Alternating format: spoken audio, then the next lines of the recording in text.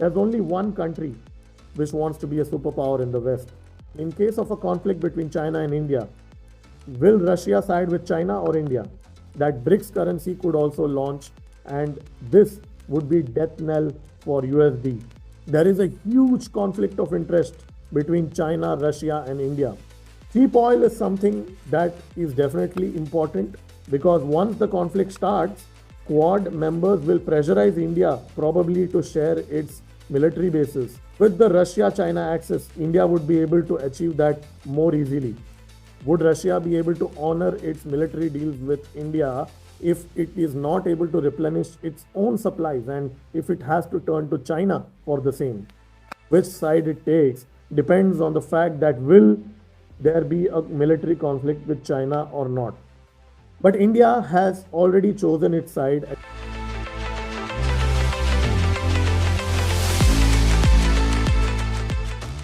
If you're watching this video sitting in US or any European country, or in fact any Western country, I assume that you must be already knowing the two main reasons why India has not picked a side in this Russia-Ukraine conflict. Cheap oil and weapons dependency on Russia are the two reasons marketed and talked about by the Western media. But it's very important to understand there are many other strong reasons why India is walking a tightrope. There's more to this than cheap oil. Washington and Brussels have to understand that the current situation, which is very complex and tough for India, is partly also due to the actions of the West. And India seems to have already chosen its side. Which side? Well, that's what we'll explore in this video. So let's start. No matter which side you are in the current world order, you would most likely agree that there are some tectonic shifts happening in the world order. India has been presented two options by the West. There are some pros and cons of going with either side. So let's look at that. There are some benefits for India to side with the West. The current foreign direct investment in India, majority of them is coming from the West. 27% comes from Singapore, 18% comes from the US, and more than 10% comes from the Europe, 10% comes from Mauritius, and then there are many other countries. But by and large, the investments coming from Singapore and Mauritius are routed by Western companies. Hence, it would be safe to assume that majority of India's FDI comes from the West. And increasingly, India is wary of accepting investments from China. So under this situation, things change. So the first advantage of siding with the West is that India's foreign direct investment will be assured and secured. This would include investments in critical infrastructure and critical technology. The second advantage for India is that India desperately needs replacements for Russian weapons. West can provide that. West can indulge in direct technology transfer if it wants to. West can share the latest and greatest technology with India so that not immediately but in a 5 to 10 year time frame, India slowly diversifies its weapon supply and is less dependent on one country, that is Russia. That's another advantage of siding with the West. India can also get intelligence from the US. Recently, there was an article published, or rather I would say article planted in the US media that US helped India during the conflict in LAC recently. I'll take that with a pinch of salt. But even if that is not true, there is no denying in the fact that US intelligence is one of the strongest in the world. They may have failed on few fronts, like recently in the Russia-Ukraine conflict. But nevertheless, extra intelligence from the US and West will certainly help India. Now, there are some cons of siding with the West as well. There are some serious cons. There is a huge conflict of interest between Russia, China, India, and US. Russia and China will be wary of India siding with US, and they can threaten India with consequences if there is a conflict in Indo-Pacific and if India is obligated to do something under its Quad obligations. The second con, I would say, would be the over-dependence on dollar. Over the last 3 to 6 months, huge developments are happening when it comes to currencies across the globe. Many countries are reducing their dependency from US dollar. Saudi Arabia, Iran, and many Middle East countries have already started trading in either yuan or rubles or in rupees. And if India sides with West, there will be tremendous pressure coming in from the West to continue using dollar for India. And India would not want to do that because in this new world order that is currently developing, usage of currencies beyond USD is a major factor. So if India sides with the West, this whole usage of new currency and not being dependent on US dollar will jeopardize for India. Another con for India for siding with West is that there is a huge chance that India will become a vassal state for United States, like Ukraine has become one, like even Germany has become one. So India, in fact, most of the NATO countries today have lobbyists from US in their parliaments. In fact, they've already done that. But once this alliance formalizes, there is a high chance that India would not be able to make its own independent decisions. And India probably would be required to take consent from its Western allies to make any important strategic decisions. This is a risk which India cannot afford if it wants to become a superpower. And one of the other cons that I read is that there is in general a lack of trust in the US administration. See, whether it was Bush or Obama or Clinton or Trump or Biden, United States has not been known as a very dependable ally. What they have done in Middle East, in fact, even in Africa, countless examples have ensured that not only India, but a lot of countries around the world are increasingly skeptical about US commitment to their allies. Now, there are some advantages for India to side with Russia and China axis. Let's look at that. The first advantage would be that India will be part of the new currency mechanism that is evolving currently, where individual players like China and Russia both are trying to use their own currencies to trade in oil. India will also be pushing for its rupee to be accepted in oil trade and beyond oil trade as well. If all this doesn't work, there are talks by many analysts that BRICS currency could also launch, and this would be death knell for USD and the petrodollar, which evolved over the last 50 years. So would India want to miss out on this golden opportunity? I don't think so. So if India has to be part of this new currency mechanism, it has to also align with Russia and China. Second reason for India would be that almost 70 to 80% of India's defense equipment comes from Russia. There is a huge dependency for Indian defense equipment from Russia. India requires service and maintenance and spare parts from Russia, and this will not change at least for the next 10 to 15 years.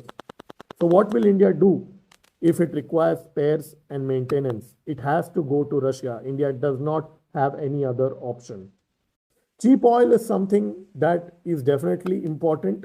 Today, inflation levels across the globe are reaching new highs. There are countries in the West which are facing inflation of more than 20%, 30%, 40%. That's the whole scenario all over the world due to disrupted supply chain and disruption in oil trade and gas trade. India is benefiting from cheap oil. There's no denying in the fact. That's the reason over the last 1 year, India has been able to maintain its inflation levels compared to the West and many other countries who are suffering from high inflation. Would India want to give away this advantage? I don't think so. One more reason of siding with Russia and China is that, see, no matter what you say, Russia and China, they are non-judgmental when it comes to internal affairs of India. Russia has never tried to dictate India about democracy or any internal affairs within India, of how India manages its own affairs. Yes, China does try to influence Indian domestic politics sometimes, but their influence is limited. And by and large, China has never exhibited any vast scale judgment about how India is running its own country.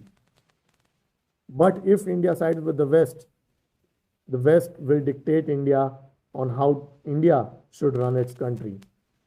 So having non-judgmental friends always helps for any government, for any ruling party. And Indian current ruling government cannot ignore this fact. But there are some cons for India of joining this Russia-China axis. There is a huge conflict of interest between China, Russia, and India. China is India's strategic enemy. No matter what we say, China has deployed missiles in Pakistan against India. As per various intelligence reports, China has amassed more than 1 lakh troops on front line across line of control, which is the border between India and China. China has also deployed a lot of missile systems, rocket forces, and tanks across its border. There have been 3 to 4 incidents over the last 1.5 to 2 years where China and India have had local level conflicts. With this kind of atmosphere, can India trust China? No, it can't. So if China is the best friend of Russia, which is apparently India's best friend, can India trust Russia? Well, recently, Russian Foreign Minister Lavrov gave an interesting statement in his visit in India, which caught my attention. When he was asked, can India trust Russia indirectly, his answer was that does India have special strategic partner like Russia, anyone else? So his point was that Russia is the best among the friends that India currently has. So what he was implying that of all the friends that India has in geopolitics, Russia is the best. So he didn't explicitly say that he would side with India in the event of an India-China conflict. And that is a red flag for me. So there is a huge conflict of interest with this axis. There's no denying in the fact. Another major red flag would be that India is already dependent on Russian weapons. With the Russia-Ukraine conflict dragging, Russia has failed to meet its delivery obligations recently for its S-400. And this is a major red flag. Is this the sign of things to come? Will this mean that in future Russia won't be able to meet its defense requirements from India? Would Russia be able to honor its military deals with India if it is not able to replenish its own supplies and if it has to turn to China for the same? This is also something that India has to keep in mind. India cannot take its national security for granted. India cannot keep all its egg in one basket, that is the Russian basket. Let's talk of a simple situation. In case of a conflict between China and India, will Russia side with China or India? This is a question, this is a dilemma which India will always have, no matter what assurances Mr. Lavrov gives, President Putin gives to PM Narendra Modi. Because Russia is also obligated to China, because Russia is also dependent on China for its own supplies.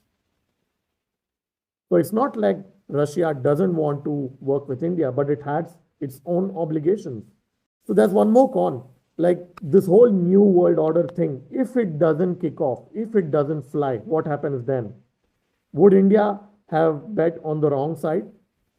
Let's say if something happens and the conflict escalates between Russia and Ukraine, and Russia and China both are completely sanctioned, what happens then? Would India be stuck with an alliance which is no longer helpful to India? So these are the issues, these are the pros and cons of India siding with either US-led Western alliance or with the Russia-China axis and the new BRICS initiatives that is currently expanding. But India has already chosen its side, according to me. Which side? Well, as Dr. Jaishankar, India's foreign minister, had pointed out a few months back, India has chosen its own side. And this, according to me, is dangerous in short term. I'll tell you why. See, in the next 5 to 10 years, there is a huge risk exposure for India. The chances of a conflict in the Taiwan Strait is extremely high right now. It is at an all-time high. If not today, after 2 years, 5 years, 10 years, China has consistently maintained that it will take military action and unify with Taiwan. If that happens, India will be forced to pick a side in that conflict because India is member with Quad, and Quad has a direct conflict of interest with China and Russia. What will India do in that kind of conflict? If India doesn't fulfill its obligation in Quad, then what is the reason of forming Quad? There will be a serious question mark on India's credibility as an ally if India doesn't help Quad members. Because once the conflict starts, Quad members will pressurize India probably to share its military bases or to supply weapons, or worst case, to even jump into the conflict. In that case, Russia and China have already expressed that they both will fight together indirectly. They have expressed this in their recent visit of Xi Jinping to Russia. It was explicitly implied that they both will be partners if there is a conflict that starts in the Indo-Pacific as well. India is betting on indigenizing its defense equipment in the next 10 years. And India is hoping that it will not be pulled into a military conflict with China. If there is no military conflict with China for the next 10 years, India thinks that it growing its economy, being self-sufficient in its military requirements, would ensure that it becomes another pole in the new world order without being reliant on the West or with Russia and China. But for that, India needs a time of 5 to 10 years. The question is, will India get this 5 to 10 year time without a war? The future of India's geopolitical strategy, of which side it takes, depends on the fact that will there be a military conflict with China or not, in my personal opinion. The current Indian government seems to be confident that Washington will support India's growth and invest in India, because if Washington wants to counter China and decouple from China, it has to outsource its manufacturing from China to India.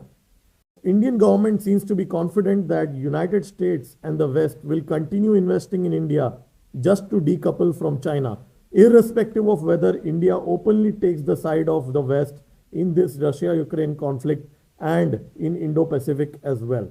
And once India becomes the world's manufacturing hub in the next 5 to 10 years, the Indian government feels that India would no longer be required to take sides and it can be an independent country, an independent superpower in this world. See, if India has to become a world power, the chances are high that with the Russia-China axis, India would be able to achieve that more easily. Because if India sides with the West, as we have seen with most of the Western alliances, there's only one country which wants to be a superpower in the West. And that one country will ensure that India is always a smaller player. That's not the case with the Eastern axis. At least that's what India's assumption is at this moment. I would love to hear your opinion in the comment section. If you're watching this video from the West, I would love to hear from you what you think of India's strategy. If you're from the East, I would love to hear what you want the West to do for India to get convinced that India should take their side. This is D. signing off from the Macro Story. I'll keep posting more videos. Subscribe to my channel and like this video. Stay tuned.